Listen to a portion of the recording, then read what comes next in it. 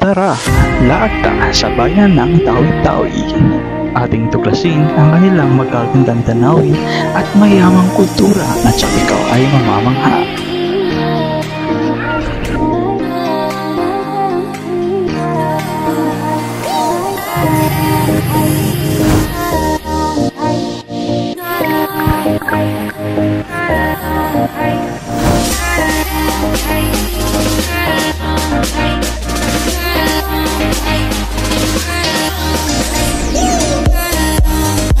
Ang Bihing Tawi Resort na ang ibig sabihin ay tabing dagat ay isa sa mga pinakamagandang resort sa Bungaw na mahigit 3 kilometro ang layo simula sa airport.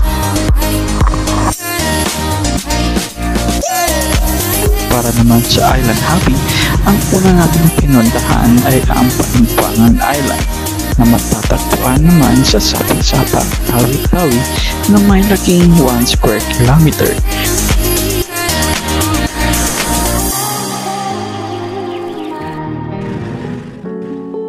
Sa Simonol Island naman, matatagpuan ang pinakaunang moske sa Pilipinas, ang Sheikh Karimul Maktoum Mosque na itinayo noong 1380.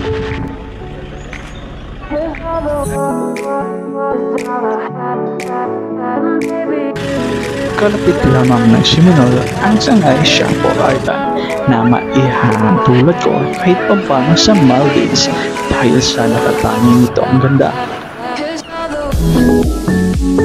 Di rin dapat palampasin ang Bungaw. Isa ito sa pinakamagandang bundok na ating aakyatin. Sagrado ito para sa mga taga-Tawi-Tawi at ang ibig sabihin ng Bungaw ay The Healing Mountain. Nasa 342 meters above the sea level ang taas nito. Subalit, mapapawi lahat ng pagod mo dahil sa tanawing iyong masasaksihan sa itaas ng bundok.